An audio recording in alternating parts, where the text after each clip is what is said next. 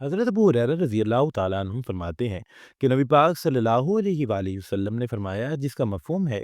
کہ نبیوں میں سے ایک نبی نے جہاد کا ارادہ کیا، یعنی اللہ کے حکم سے اللہ کی راہ میں لڑنے کا ارادہ کیا۔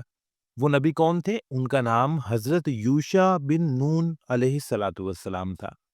اب کیا ہوا کہ جب انہوں نے ارادہ کیا اور اپنے ساتھیوں کو اکٹھا کیا جنہوں نے ان کے ساتھ جا کر لڑنا تھا، تو انہوں نے بات فرمائی کہ اس طرح کے 3 لوگ میرے ساتھ نہ آئیں۔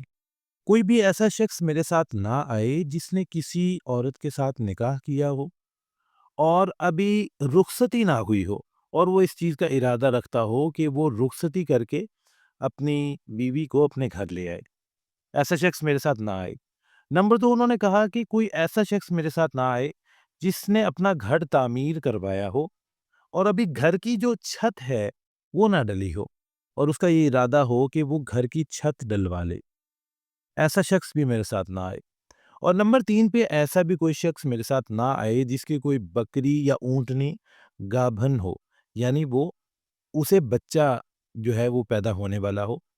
تو اس کے انتظار میں جو شخص ہو وہ بھی میرے ساتھ نہ آئے۔ اب اس میں کیا حکمت تھی؟ دراصل ان تینوں چیزوں میں یہ حکمت تھی کہ یہ جو تینوں لوگ ہیں، ان تینوں کو ایک ٹینشن ہوگی، ان کا مائنڈ سیٹ اپ یا ان کا جو دماغ ہے وہ ہر وقت اس چیز کو سوچ رہا ہوگا، تو اس وجہ سے یہ لوگ اپنا دھیان جہاد میں نہیں دے پائیں گے اور انہیں پیچھے کی فکر زیادہ ہوگی، تو اس وجہ سے انہوں نے ان کو روک دیا۔ اب جو لوگ ان کے ساتھ اکٹھے ہوئے جن کے ساتھ انہوں نے جہاد کرنا تھا، وہ انہیں لے کر اس بستی کی طرف چل دیے جس بستی میں جا کر انہوں نے جہاد کرنا تھا۔ ظاہر ہے سفر مکمل ہو گیا اور وہ اس جگہ پر پہنچ گئے۔ اب جب وہ اس جگہ پر پہنچے تو اس وقت وقت عصر ہو چکا تھا، جس وقت عصر کی نماز ہوتی ہے نا، یہ وقت تھا۔ تو انہوں نے سورج کو یعنی کہ مخاطب کیا کہ اے آفتاب، تو بھی چلنے پر معمور ہے اور میں بھی، یعنی اس سے مراد یہ ہے کہ تو بھی چلنے پر معمور ہے، اللہ پاک نے تجھے یہ چیز دی ہے، یہ ڈیوٹی لگائی ہے کہ تو چلتا رہتا ہے چلتا رہتا ہے، یعنی کہ رکتا نہیں ہے، اور میں سے مراد یہ تھا کہ مجھے بھی اس وقت یہ ڈیوٹی دی گئی ہے کہ میں اللہ کی راہ میں جہاد کروں۔ اور پھر یہ انہوں نے اللہ پاک سے فریاد کی کہ یا اللہ پاک، آفتاب کو روک دیجئے، یعنی کہ آفتاب یہ اپنی جگہ سے نہ ہلے، یہاں پر رک جائے، اور پھر وہی ہوا کہ آفتاب اپنی جگہ رک گیا۔ پھر وہ جہاد شروع ہوا اور انہوں نے لڑی وہ جنگ، اور اللہ پاک نے پھر انہیں فتح عطا فرمائی، یعنی وہ جنگ جیت گئے۔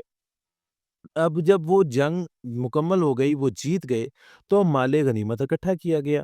اور پھر ایک آگ آئی اس مال غنیمت کو جلانے کے لیے۔ اچھا، اب یہاں پر آگ سے کیا مراد ہے؟ میں آپ کو بتاؤں کہ پہلے بھی میں نے ایک اسکالر سے اس بارے میں سنا ہے،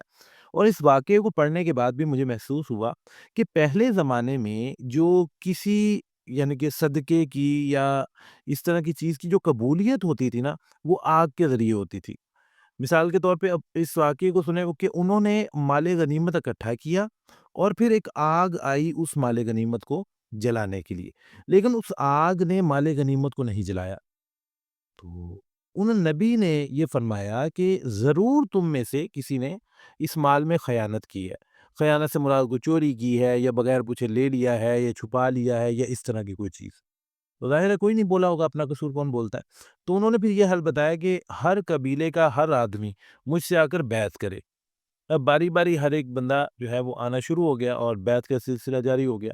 تو ایک شخص آیا ایسا کہ اس کا ہاتھ نبی کے ہاتھ کے ساتھ چپک گیا، تو پھر نبی نے فرمایا کہ تمہارے قبیلے میں سے جو ہے نا یہ خیانت ہوئی ہے۔ پھر اس شخص کا جو قبیلہ تھا، وہ قبیلے والے ایک سونے کا بنا ہوا سر لے کے آئے، وہ بیل کے سر کی طرح کا تھا لیکن سونے کا بنا ہوا تھا، اور وہ لا کر انہوں نے بیچ میں رکھ دیا، اور پھر اس آگ نے مال غنیمت کو جلا دیا۔ دراصل یہ جو جلا دینا تھا، یہ قبولیت کی نشانی تھی کہ یہ چیز قبول ہو گئی ہے۔ ایک اور روایت ہے جس کا مفہوم کچھ یوں ہے کہ نبی پاک صلی اللہ علیہ وآلہ وسلم نے فرمایا کہ ہم سے جو پہلی قومیں تھیں، جو پہلے لوگ تھے، ان پر مال غنیمت حلال نہیں تھا، یعنی اسی طرح جب مال غنیمت اکٹھا ہوتا تھا، مال غنیمت سے مراد جنگ میں جو جیت جاتے تھے، انہیں جو مال وہاں پہ جو ہتھیار یا اس طرح کی مال و دولت جو بھی ملتا تھا وہ مال غنیمت ہوتا ہے۔ تو وہ لوگ کیا کرتے تھے، وہ اسی طرح یہ کام کر دیتے تھے یا کچھ اور، لیکن خود رکھنے کی انہیں اجازت نہیں تھی، ان پر حلال نہیں تھا۔ لیکن نبی پاک صلی اللہ علیہ وسلم نے فرمایا، جس کا مفہوم ہے کہ ہماری یہ جو مالی حالت ہے اس کو دیکھ کر اللہ پاک نے ہم پر اسے حلال کر دیا۔ تو پیارے مسلمانوں، بات دراصل کہنے کی یہ ہے کہ ہمیں بہت زیادہ آسانیاں عطا کی گئی ہیں، اور بجائے یہ کہ ہم اللہ پاک کے زیادہ شکر گزار بندے بنتے اور زیادہ بندگی کرتے، ہم نے اور بھی زیادہ اس طرح کے کام کرنا شروع کر دیے ہیں جس سے اللہ پاک ناراض ہوتے ہیں۔ تو خدارا اپنی حالت کو ہمیں دیکھنا چاہیے، اور ہمیں کوشش کرنی چاہیے، ہم جس جگہ ہیں اگر ایسے ہی رہیں گے تو یہ تو زندگی تو گزرتی جا رہی ہے۔ کوشش کریں نا، ہم تھوڑے سے ہاتھ پاؤں مارے، کوشش کریں کہ بھئی یہ جس غلطی پہ ہے یہ غلطی کیوں ہو رہی ہے، یہ غلطی کیا ہو رہی ہے، اور یہ غلطی ہم سے کیسے ہو رہی ہے، اور کس کس وجہ سے ہو رہی ہے۔ تو جس وجہ سے وہ تمام غلطیاں، وہ گناہ ہو رہے ہیں، ان وجوہات کو ہم دور کریں، ایک کوشش تو کریں، اور دیکھیں کہ اگر جتنا بھی لمبا سفر ہے آپ کا، جتنا لمبا، ہزاروں لاکھوں میل کا بھی، لیکن وہ شروع ایک قدم سے ہی ہوتا ہے۔